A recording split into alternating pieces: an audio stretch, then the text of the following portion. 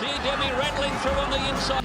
Mr. Moriarty's coming home on the outside, but it's side glance cleared. Demi flying along the fence, but side glance won it by a half a length to Demi and Moriarty.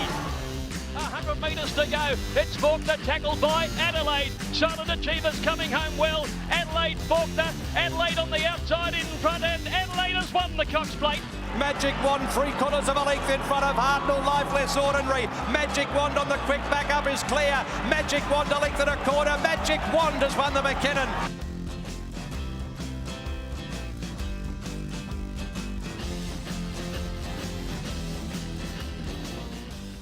We fear the Europeans when they come down under. They know how to win the big ones. They don't maybe have the best record in the Cox Plate. Only Adelaide, of course, has done the job. But we do have a number of top contenders lining up in this year's event. We've got Matt Chapman on the phone to have a little chat about those European contenders. And Matt, you've been in trouble again. You're stirring things up on Twitter, saying that Frankel would win the virtual Cox Plate. And I tell you what, the Australians, they take the bait every time, don't they? They absolutely do. If I did this in New Zealand, of course, the New Zealanders would be far too sensible to rise to this. But yes, it's like putting a little fishing rod out to sea and getting a great big shark every time. For a start, it's great because now this is the most talked about virtual horse race in the history of the world, I think, which was in some ways the whole point. But also, at the end of the day, I am factually correct. I mean, if they put all the information and feed it into the computer, which is how virtual races work, so you feed in all the stats about the horse and what it achieved and its distance and going and all that kind of stuff. If they feed that correctly into the computer, then there only can be one winner, because with a rating of 140, there is no other horse in that race that's going to even touch Frankel. But you just get the feeling that maybe some of the numbers might be left off here and there, and some of the numbers might be added in other places. I mean, look, let's deal in reality. There is absolutely no way in the history of the world Winks could beat Frankel in a Cox Plate. So Winks has no chance of winning if the computer is done correctly. However, it wouldn't surprise me if something like Farlap went and won, because in the reality of the whole thing, Emily, none of us really know whether Farlap was a better horse than Frankel. And, of course, the Australians could go on that basis that there's hardly anyone alive who would remember Farlap in real terms, other than watching videos and DVDs and stuff like that. So if Winks beat Frankel, it would just be an absolute stitch-up. But if Farlap did, I could see them working them out somehow. But if they deal in numbers, they deal in reality. I don't know. Do New Zealanders think that Australians deal in reality, Emily? I'm going to not get into that debate with you, Matt. I'm going to leave that one well alone. I'm not as controversial as you. You got stirring things up. But let's talk about the contenders for this year's Cox Plate, because got quite a strong hand in the race this year, including Armoury. We don't know a whole lot about the horse, but he seems ultra consistent, and he seems like a horse that's got the right form lines. What's your take on him? The four European runners are very, or at least one of them's next European, but the four runners that we know best from over here are quite hard to weigh up.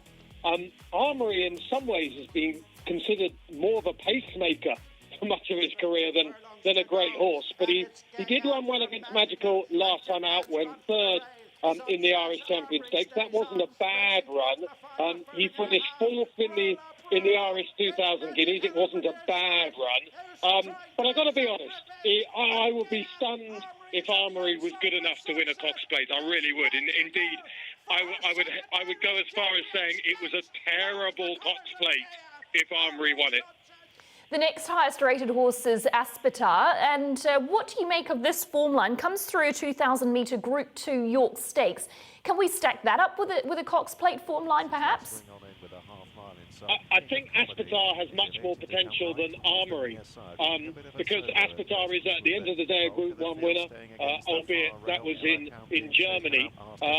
But he is a Group 1 winner, and he has shown glimmers of brilliance in his career. He started off being a horse that really was considered to need soft ground. Connections have slightly changed their tune in recent time, which presumably will help them in Australia. I know it can be soft ground, but look, more often than not, it's not going to be soft. If he did come up with juice, he'd be a massive player, I think, because I have this theory actually that he still quite likes some juice in the ground.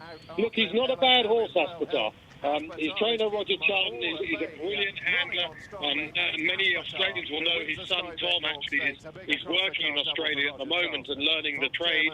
So it won't surprise me at all if Asphata runs well. What we do know is all those horses, the little group we're talking about, they've all got good draws. And for a horse that often goes forward, Asphata can easily punt run or be held up. He can do anything. So he's not one-dimensional. He's got a very good draw for work from. I think he'll run well, Asphata.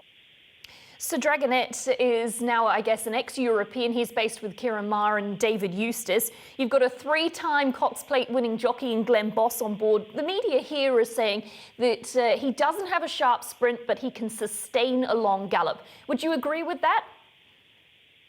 Well, yeah, I mean, he's a tricky horse to weigh up again. Australians will like him because he brings in the Anthony Van Dyke form, and of course we saw Anthony Van Dyke run an absolute cracker from a horrible draw, and he went via New Zealand in the Caulfield Cup the other day. Amazingly, the jockey got no stick at all, which often happens when an Australian jockey rides a European horse. If it had been a European jockey, he'd be hung, drawn, and quartered in Melbourne just about right now. But anyway, the thing about Sir Dragonette is he was favourite for the derby that Anthony Van Dyke won at Epsom. Sir Dragonette went off favourite that day. He finished fifth behind Anthony Van Dyke. And since then, he's just been a real frustration. Again, a little bit like the horse we've just been talking about, glimmers of being a real good horse, proper horse. And then he doesn't go through with it. For instance, at Royal Ascot in June of this year, in the Wolferton Stakes, which was only listed, but he looked like he was going to be a good horse once again then, but then he got beaten in the three-runner race at the Curragh, and then he finished second at Magical last time in the Tats Gold Cup. It puts him a slightly better horse than Armoury on that basis. I'm not sure his style of running is totally suited to Moonee Valley, in that he's a horse that tends to get a bit outpaced and then finish, and I could see them all quickening off the bend, and he's going, where are they all, sort of thing, and he's playing catch-up. But look, there's no doubt in his body there's the ability to win a race like this. Whether he allows his body to show us that ability is another matter. Magic Wand is a horse that we're pretty familiar with, obviously taking out the McKinnon Stakes last year. Do you think she's in as good a form as she was last year, and that we can expect a similar performance, of course, recording a fourth in the Cox Plate this time? It's a very good question, Emily, and I think the answer to your question is, and the reason why you've asked it to me really, is that the answer has to be no. Judged by her last two or three runs, the fourth at Gareth, the fourth behind Gareth in the Coral Eclipse, only beaten 4 lengths, wasn't too bad, but the run in the Nassau Stakes as the 9-4 favourite was disappointing when 5th of 7 behind Fancy Blue. That's not good enough. And the run in the Blandford Stakes last time was absolutely shocking. Everything suggests she's not as good.